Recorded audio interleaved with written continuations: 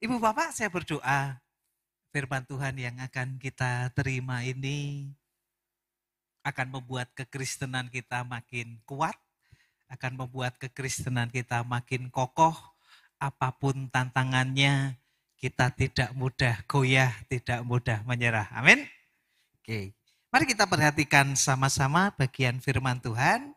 Matius 16 ayat 13 sampai ayat yang ke-17, kemudian kita lompat ayat 21 sampai ayat yang ke-24. Matius 16, oke. Ternyata di depan sudah ada, kita perhatikan aja di depan. Ayat yang ke-13, 13.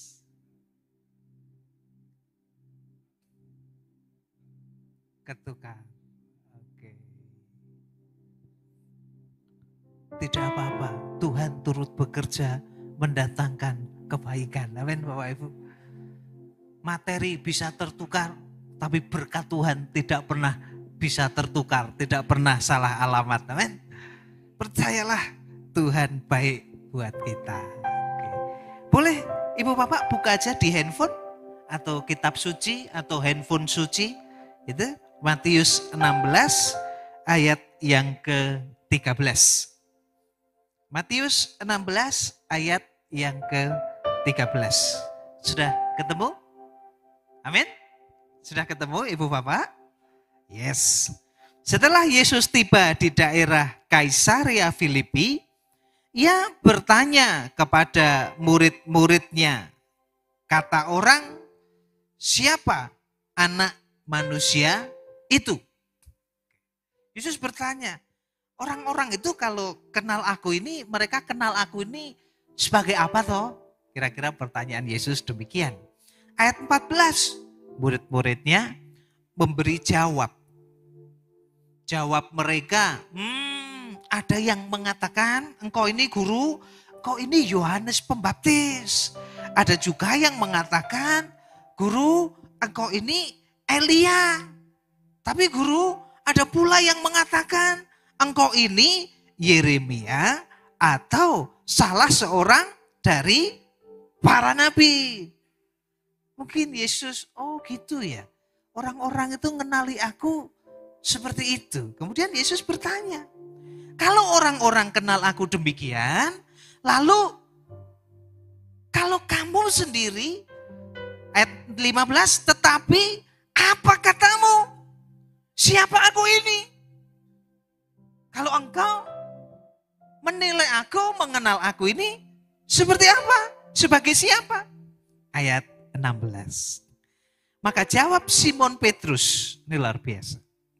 Engkau adalah Mesias, anak Allah yang hidup. Petrus kenal betul siapa gurunya, siapa Tuhannya.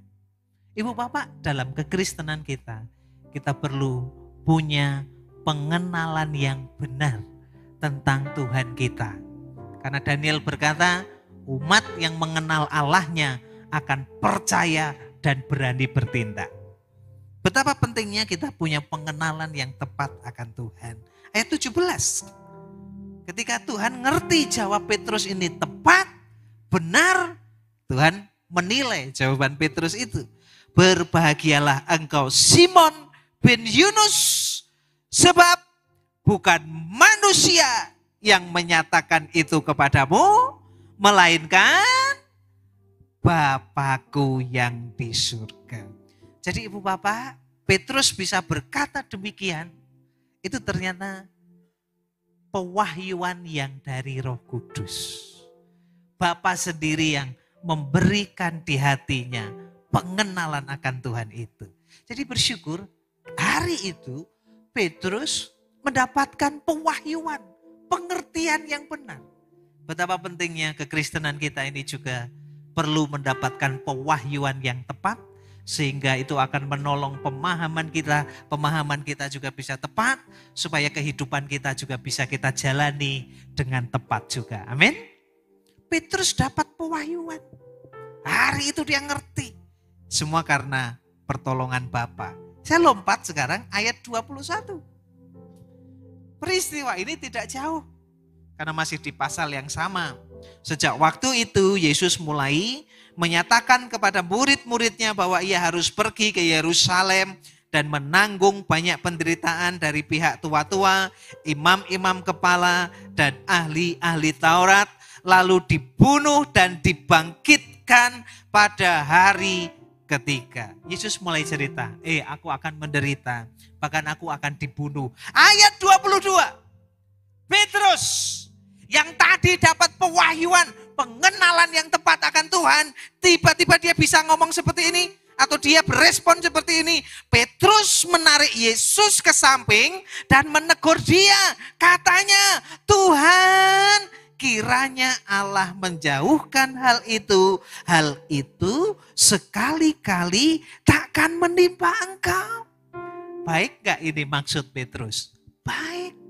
Dia gak ingin gurunya menderita. Dia gak ingin gurunya disiksa. Dia gak ingin gurunya mati.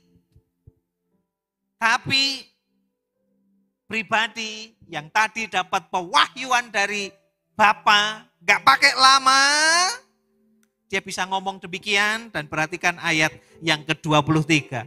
Ketika Yesus ditarik oleh Petrus dan jangan sampai engkau mati guru. Kira-kira demikian.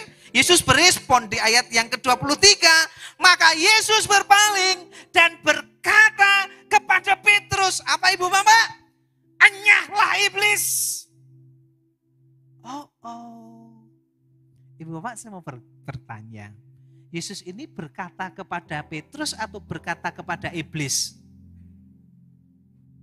Di ayat yang ke-23. Halo?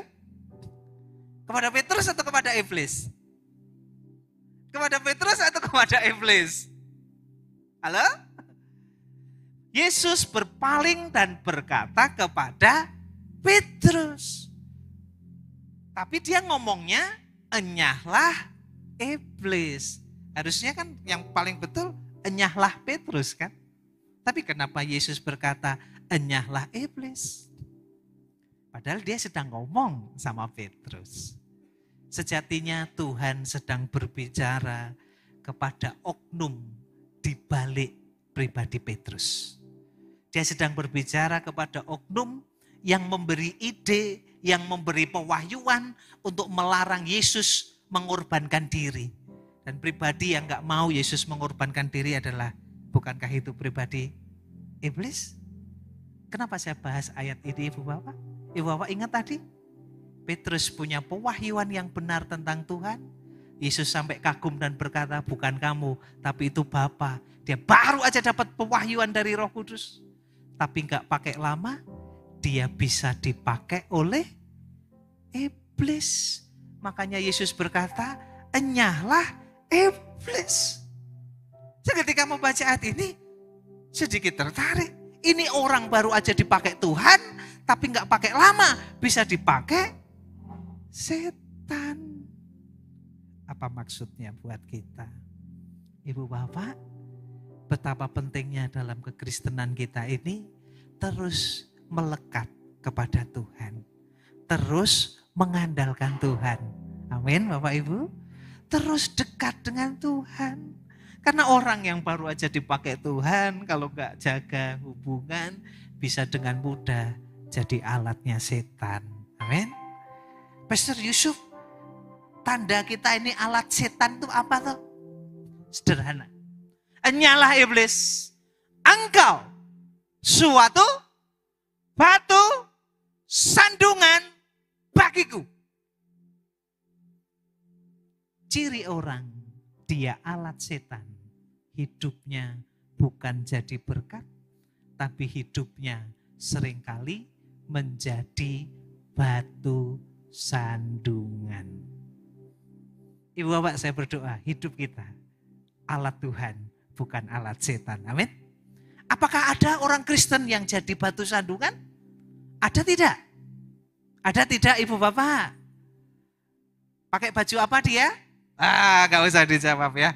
Oke, gak usah dilirik juga. Oke. Ibu Bapak, Yesus kemudian melanjutkan di ayat yang ke-24. Ayat 24. 24, yes. Lalu Yesus berkata kepada murid-muridnya, setiap orang yang mau mengikut aku, apa Ibu Bapak? Ia harus menyangkal dirinya, memikul salibnya, dan mengikut aku. Saya masuk kepada inti dari pesan yang saya siapkan buat umat Tuhan di tempat ini. Tuhan memberitahu, ternyata ikut Tuhan itu gampang-gampang susah. Ada 3 hal penting kalau kita ini ngaku Kristen. Dengan indikator ini kita jadi ngerti, aku ini Kristen beneran atau Kristen KW. Tuhan kasih tahu, kalau kita ini Kristen beneran, 3 hal ini minimal ada dalam kekristenan kita. Yaitu apa?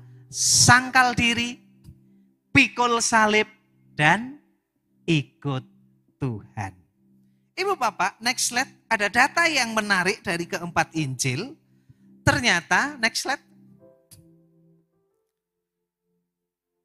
kata percaya kepadaku dari kitab 4 Injil itu hanya ada 5 kali. Tetapi kata ikutlah aku itu ada 20 kali.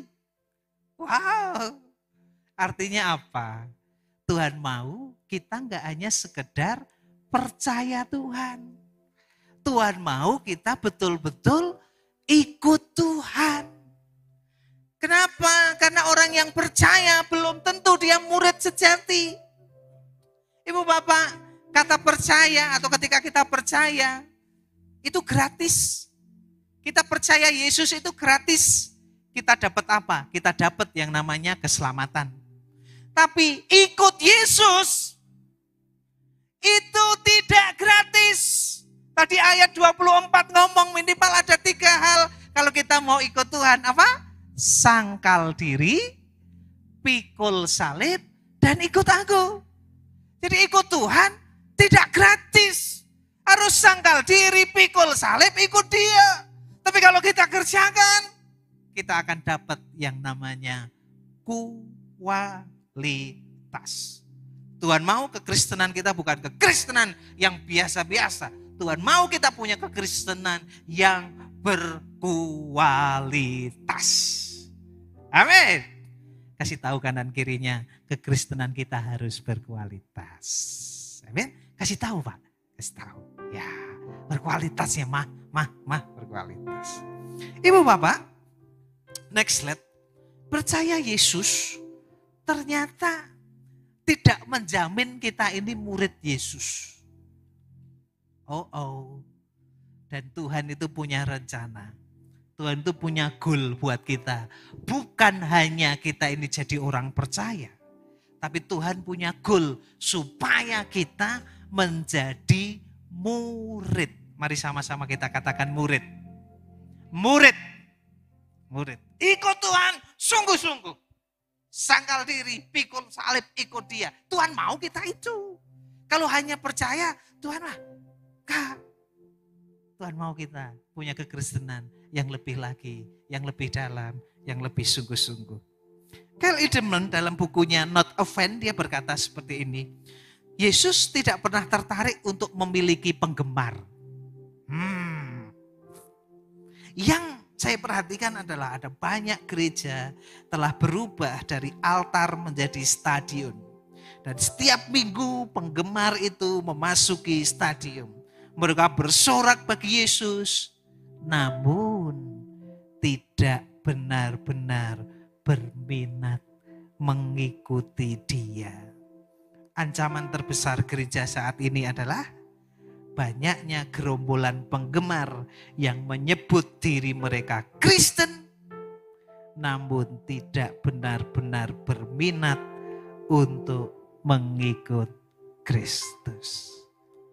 Kalau boleh dibagi menjadi 2, kekristenan itu hanya 2 tipe.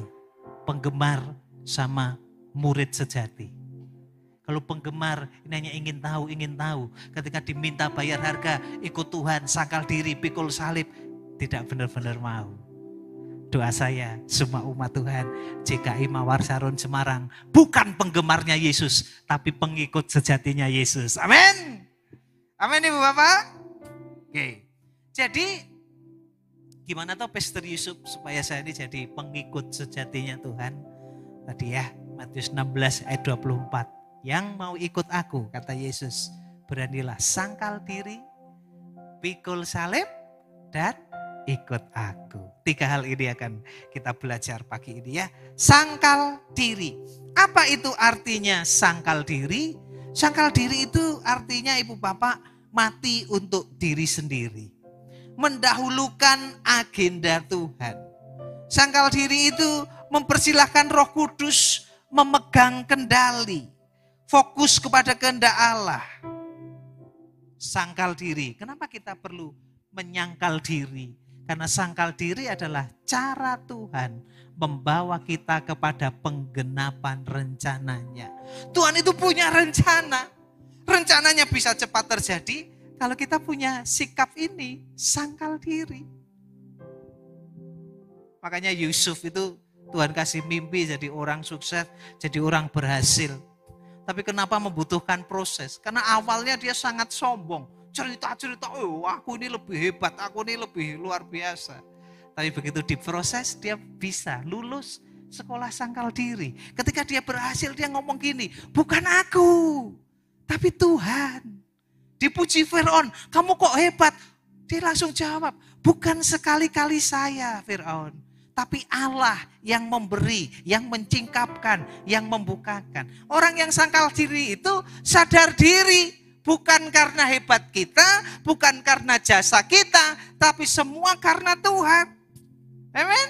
Makanya Roma 11 ayat 36 kan berkata, segala sesuatu itu dari Dia, oleh Dia, dan kepada Dia. Kalau dari saya, oleh saya, untuk saya, itu prinsip dunia. Kalau dari Dia, oleh Dia, untuk saya, ini kekristenan yang sedang memanfaatkan Tuhan. Tapi kalau dari saya, oleh Dia, untuk Dia, ini usaha kedagingan yang sedang ingin menyenangkan Tuhan.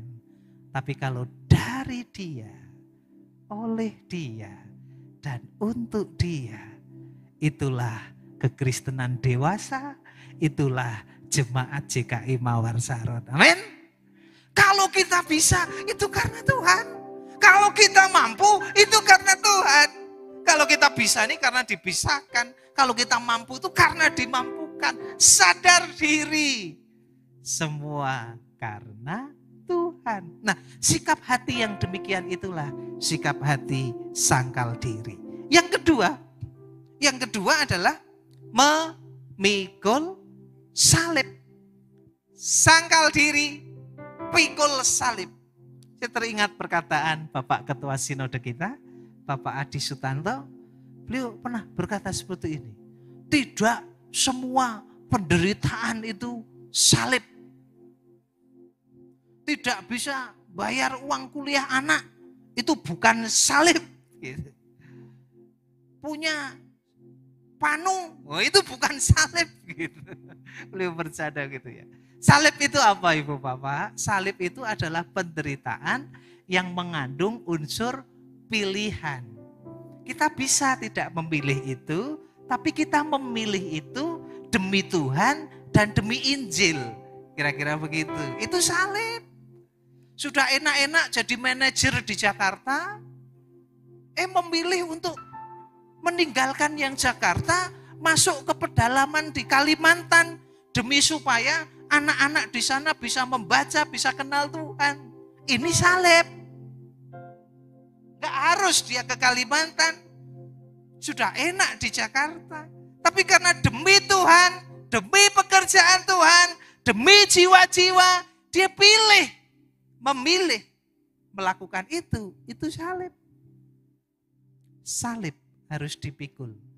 Karena saya percaya di dunia ini kalau itu betul-betul salib dan kita pikul, gak usah nunggu sampai surga. Di dunia salib itu sudah berubah jadi mahkota. Amin. HG Institute, saya pernah ikut acara ini, berkata, pikul salib itu apa? Melakukan apa yang Tuhan mau walaupun kita tidak mau. Pikul salib itu apa? Penderitaan, karena melakukan kebenaran. Mau pikul salib, amin? Aduh, kalau yang berat, aminnya pelan. Mau pikul salib, amin? Ini perintah Tuhan, Ibu Bapak. Kalau kita ngaku pengikut Kristus, sangkal diri, pikul salib. Itu tugas kita. Saya memilih menyampaikan hal ini. Karena saya mau kekristenan kita tidak dininak bubukkan oleh pengajaran-pengajaran yang isunya hanya berkat ya Pastor Imamnya. Ini kekristenan. Sangkal diri, pikul salib. Ibu Bapak, saya lanjutkan, Charles Stanley, In Touch Ministry. Nih, beliau memberkati sekali banyak orang. Dia berkata seperti ini, pikul salib itu apa? Umat Tuhan, pikul salib itu adalah kehidupan yang begitu berserah kepada Yesus. Dia adalah jantung dan inti dan pusat pemikiran kita, pusat tindakan kita. Itu artinya pikul salib. Hubungan kita dengan Dia menentukan seluruh kehidupan kekristenan kita. Kemudian beliau melanjutkan, pikul salib itu apa? Penyerahan hidup yang disengaja setiap hari. Saya mengamati banyak orang Kristen tuh hanya memikul beban hidup, memikul pergumulan hidup, memikul persoalan hidup. Tidak salah, tapi Tuhan panggil kita untuk lebih lagi. Pikul salib.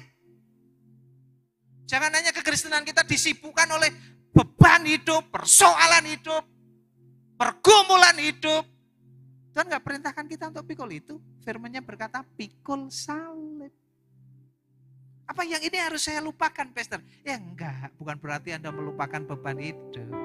Tapi iblis mau kita sibuk mengurusi persoalan pribadi kita sampai kita lupa mengerjakan apa yang Tuhan mau, yaitu memikul salibnya.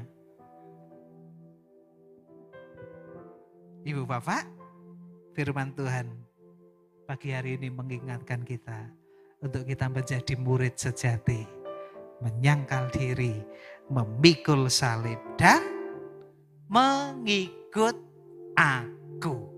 Itu yang ketiga. Dan seorang mengatakan seperti ini, to know Jesus cost you nothing. To believe in Jesus cost you something. But to follow Jesus cost you everything. Untuk tahu Yesus, kita nggak perlu bayar apa-apa. Untuk percaya kepada Yesus, ya mungkin ada sedikit harga yang perlu kita kerjakan. Tapi untuk ikut Tuhan sungguh-sungguh sebagai muridnya, kita perlu membayar harga dengan sungguh-sungguh. Amin Ibu Bapak. Mau jadi murid Tuhan, amin. Oke. Saya tuh berpikir Ibu Bapak, Tuhan kenapa tuh Engkau ini kok ingin kami ini ikut Engkau dengan sungguh-sungguh. Kenapa tuh Engkau itu mau kami gak hanya sekedar percaya, tapi kami menjadi murid-Mu. Menjadi orang yang ikut Engkau dengan sungguh-sungguh. Minimal Ibu Bapak ada 4 hal. Kenapa Tuhan itu mau kita ikut Tuhan dengan sungguh-sungguh. Yang pertama Ibu Bapak, karena Tuhan mau kita ngalami ini. Yang pertama adalah Tuhan mau kita ngalami yang namanya keserupaan. Boleh kita berkata keserupaan? Sekali lagi, keserupaan. Ibu Bapak, kenapa Tuhan mau kita ikut Dia? Karena supaya kita ngalami ini. Kita ini akan menjadi seperti yang kita ikuti.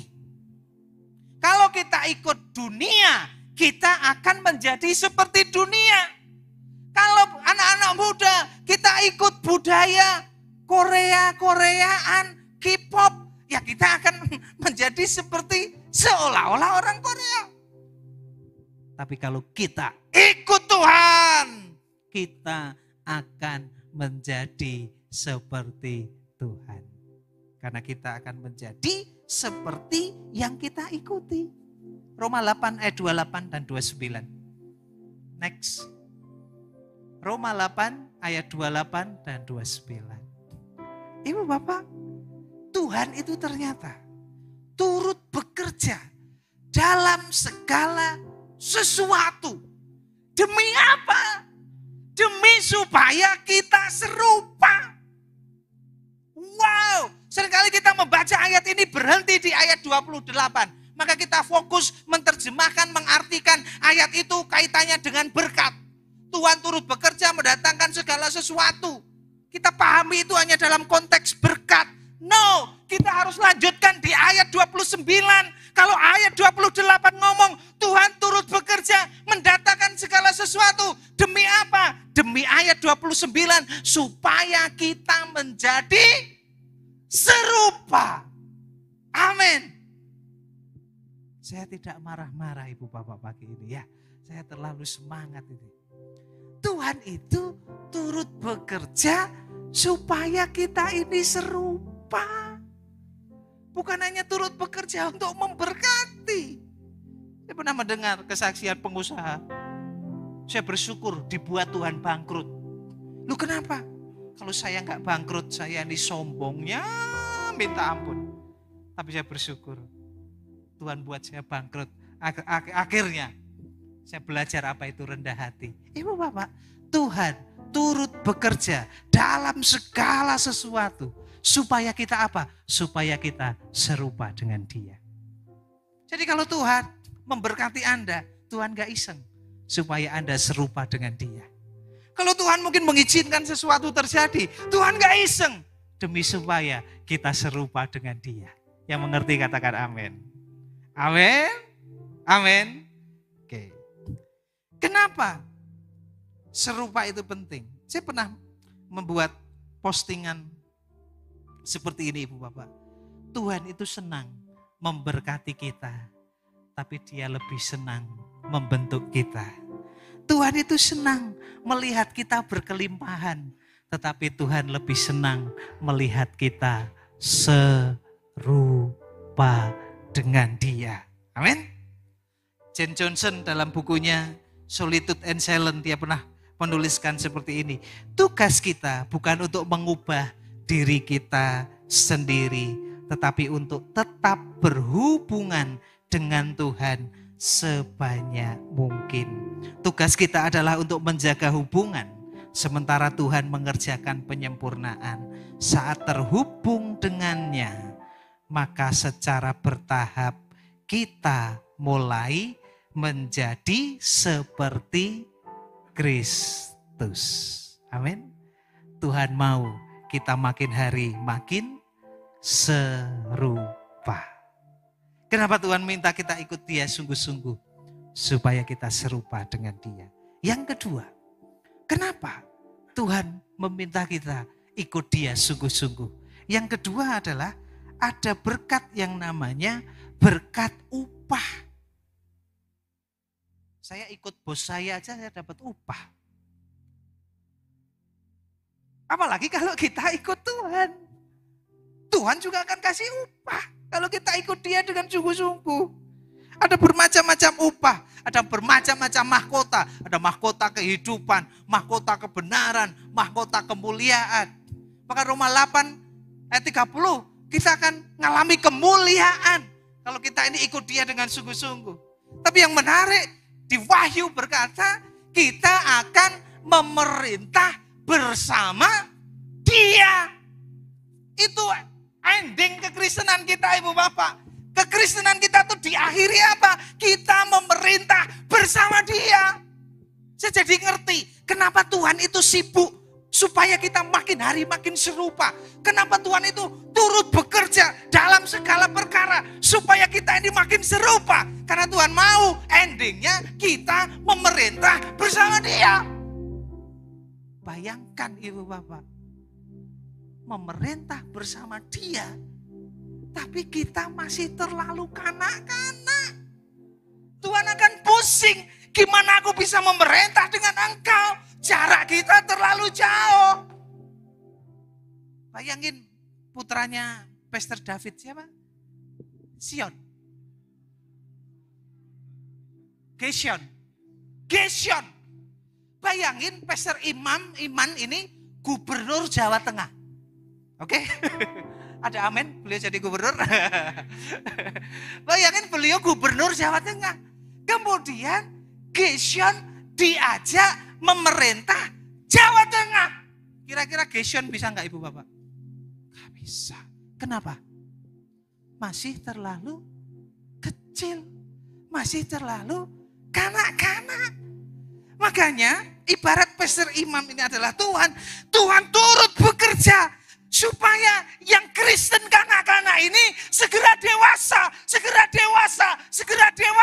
Karena kelak memerintah bersama Dia. Ada amin. Saya terlalu semangat kalau ngomong ini. Jadi Tuhan itu turut bekerja dalam segala sesuatu, dalam segala perkara demi supaya kita makin serupa.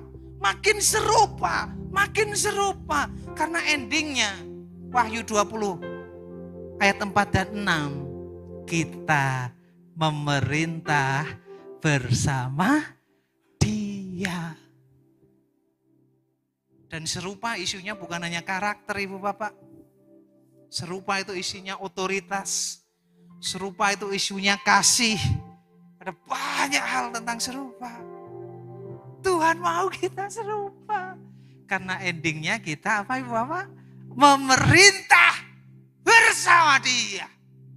Coba kita nilai diri kita. Karoseri kayak gini nih. Model-model kayak aku ini. Sudah cocok gak ya besok memerintah sama Yesus? Aku bisa gak ya memerintah bersama Yesus? Aku ini akan membantu Yesus memerintah atau kira-kira aku ini nyerimpetin? Atau kira-kira aku ini justru menghambat? Kita sendiri yang bisa menjawab. Ibu Bapak, Tuhan mau kita makin hari makin dewasa. Tuhan mau kita makin hari makin serupa. Amin ya Pak? Amin. Amin Tante? Amin. Karena kelak kita akan memerintah bersama Dia. Yes. Yang ketiga. Ada berkat apa lagi Pastor Yusuf kalau saya ini ikut Tuhan dengan sungguh-sungguh? Yang ketiga Ibu Bapak ada berkat yang namanya kedekatan. Yang namanya ikut sudah pasti ada kedekatan. Apa bedanya kita ini kenal seseorang manusia dengan kita kenal Tuhan? Ibu Bapak, kalau kita kenal seseorang atau manusia, awalnya bisa kagum. Tapi makin tahu kelemahannya, yang tadinya kagum berubah jadi biasa. Itu kalau kita kenal manusia. Tapi kalau kenal Tuhan, kebalikannya. Awalnya bisa biasa. Tapi makin kenal, makin kagum. Makin kenal, makin kagum. Makin kenal, makin kagum. Itu kalau kita kenal Tuhan. Ibu Bapak, kenapa? Saya tuh berpikir, kenapa engkau mau kami ini ikut engkau? Oke, saya pakai ilustrasi ini ya. Pastor David boleh berdiri? Yes, ini sahabat baik saya. Setuju beliau tidak lama kita tabiskan jadi pastor ya, amin? Amin, setuju Bapak? Iya. Anggap aja Pastor David ini Tuhan Yesus. Dan saya ikut dia, ikut Tuhan.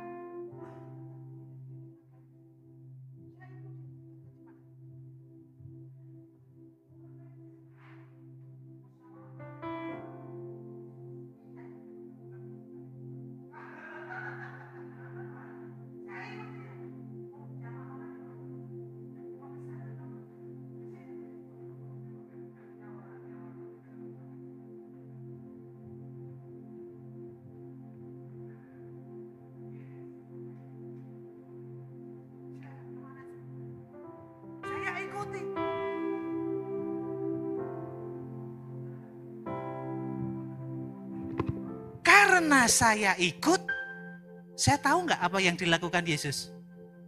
Tahu nggak? Tahu.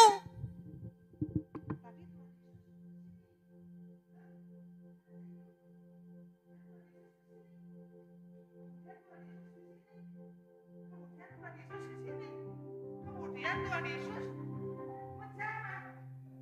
Kemudian Tuhan Yesus kembali.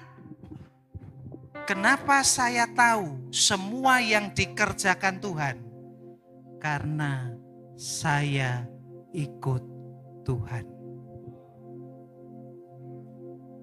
Hidup kita akan tepat, pelayanan kita akan tepat, apapun yang dikerjakan kita akan tepat ketika kita ikut Tuhan dengan sungguh-sungguh. Sekarang skenarionya kita ubah. Tuhan Yesus, bolehkah maju lagi? Tuhan Yesus, ini ilustrasi ya Ibu Bapak ya. Pastor David kita anggap Tuhan Yesus. Silahkan melakukan apa aja. Tapi saya enggak ikut. Saya asik dengan dunia saya. Wah, lagi naik. Wah, bola disuruh nih. Wah, ini bisnis lagi mantap. Wah, ini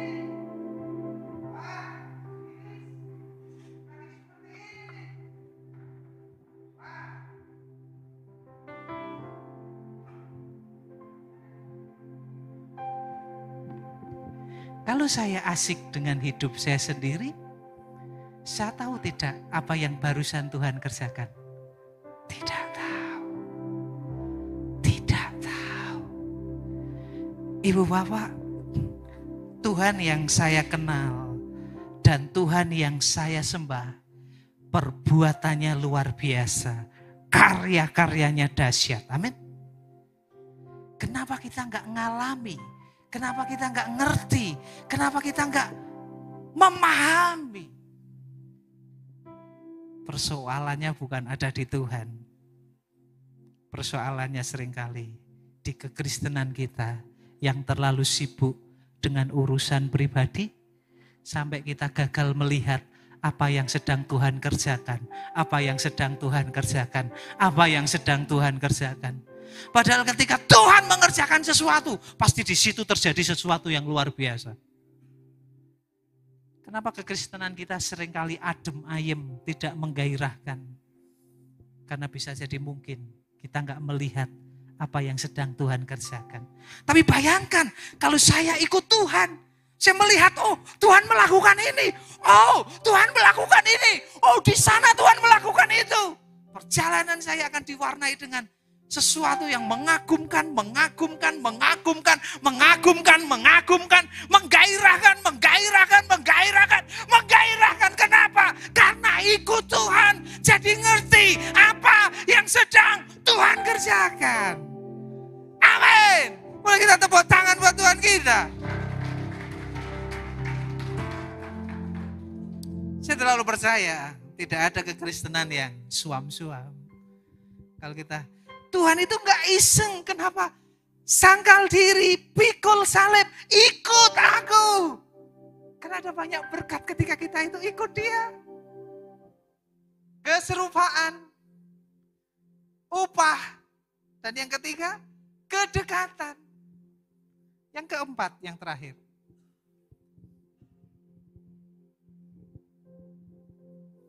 Ada keserupaan, ada upah, ada kedekatan, dan yang keempat adalah ada berkat yang namanya gaya hidup. Gaya hidup Tuhan kalau kita ikuti dengan sungguh, gaya hidupnya akan menjadi gaya hidup kita. Makanya Ibu Bapak, saya senang ternyata kata martir itu jadi akar kata marturia. Martir itu orang-orang yang mati untuk Tuhan, marturia itu penginjilan. Apa kaitannya? Bagi saya simpel. Orang-orang yang sudah selesai dengan dirinya, sangkal diri, pikul salib, ikut dia. Artinya selesai dengan dirinya. Dengan mudah itu akan dipakai sebagai alat Tuhan, sarana perluasan kabar Injil. Betul? Kenapa martir dikaitkan dengan marturia? Martir itu bukan cara mati, Ibu Bapak. Martir itu cara hidup. Cara hidup yang sedemikian rupa, mati pun aku rela. Itu martir. Jadi martir itu bukan cara mati, tapi cara hidup. Tidak ada orang tuh yang tiba-tiba mau mati untuk Tuhan. Pasti karena didahului, punya cara hidup tertentu, punya pengenalan yang dalam, punya pondasi yang kuat. Ketika diperhadapkan dengan situasi yang mungkin konsekuensinya adalah kematian, karena dia sudah punya cara hidup sebelumnya yang kuat. Ketika diperhadapkan pada situasi yang pelik, mati pun aku rela demi cara hidup yang aku pegang. Jadi martir itu bukan cara mati. Martir itu cara hidup. Ibu Bapak, saya terlalu percaya. Saya tutup dengan ini. Kalau kita ikut Tuhan sungguh-sungguh, sangkal diri, pikul salib, ikut Dia. Minimal 4 hal ini akan terjadi dalam hidup kita. Kita akan serupa dengan Dia. Kita akan dapat upah. Kita akan punya kedekatan. Dan kita akan punya gaya hidup. Gaya hidup yang memberkati dunia itu satu-satu cara yang paling efektif untuk memperkenalkan Yesus yang hidup di dalam hidup kita. Kita akan saksikan satu klip bagaimana ada kisah nyata di balik lagu Mengikut Yesus Keputusanku. Dan ternyata karena dia berhasil sangkal diri, pikul salib, ikut Tuhan, bahkan sampai mati, itu awal kegerakan terjadi di daerah ini. Kita akan menyaksikan satu klip di balik lagu I Have Decided to Follow Jesus.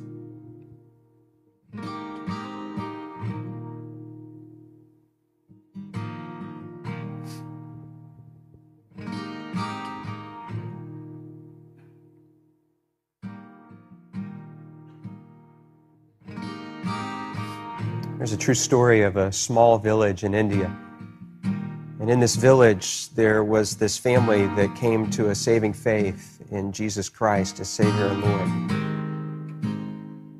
This agitated the village so much, and everybody became so upset that an angry mob gathered and shoved them into the public square. The village chief confronted them, and he said to the man, "If you and your family will not recant your faith, you all will surely die."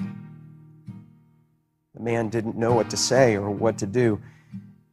And so the only thing that came to mind for him were the words of a song that he himself had composed when he had first surrendered his life to God. And so he began to sing, "I have decided to follow Jesus. No turning back, no turning back." And with that, horrifically, his children were killed. I have decided to follow Jesus. I have decided to follow Jesus. I have decided to follow Jesus. No turning back, no turning back.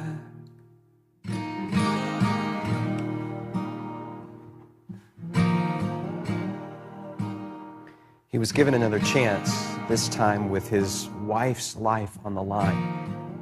And yet he continued to sing, "Though none go with me, still I will follow. No turning back, no turning back."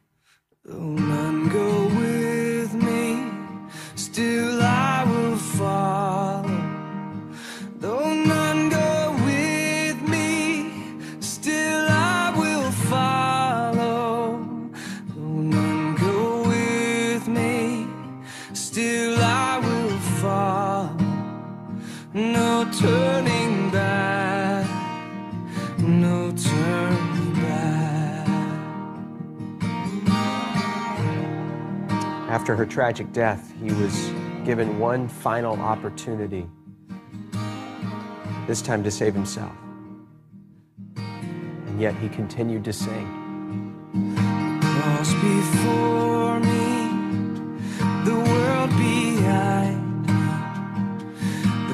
cross before me, the world behind me. The cross before me, the world behind me. No turning back, no turning back.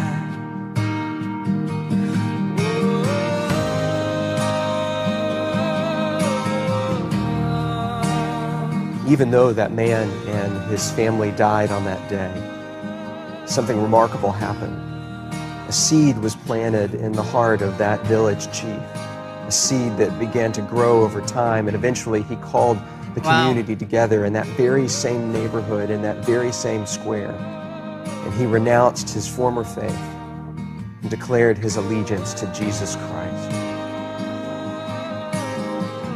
And a celebration broke out in that moment, and the gospel began to flourish and to grow in that community, not just in that village, but across the whole region, because they had seen real faith, and they knew the true character of God because of a family that believed and sacrificed even under the penalty of death. Mari kita bangkit berdiri No bersama-sama. turning back.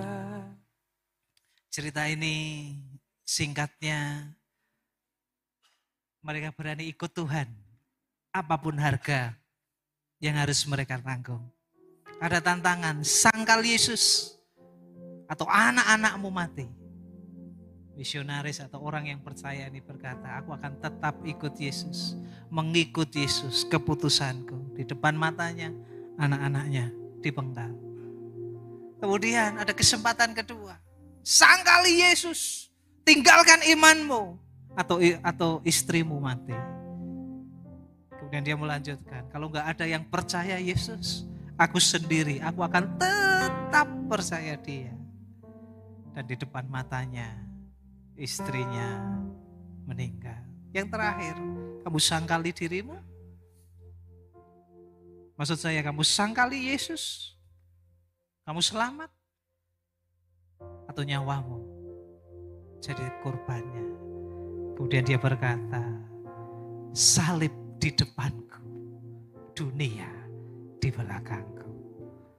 Tapi lewat pengorbanan ini, gak pakai lama, orang yang membunuh mereka di alun-alun, resah, mungkin gak bisa tidur. Gak pakai lama, dia mengumumkan, aku mau percaya kepada Yesus yang dipertahankan oleh keluarga yang kita bunuh itu. Kepala desa atau kepala suku akhirnya mengajak semua orang, ayo kita percaya Yesus.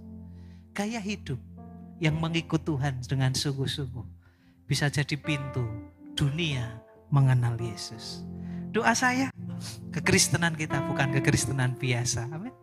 Tapi kekristenan yang betul-betul mengikut Tuhan dengan sungguh-sungguh. Apapun tantangannya, tidak akan pernah memisahkan kita dari Yesus. Apapun pergumulannya, tidak akan bisa membuat kita meninggalkan Tuhan.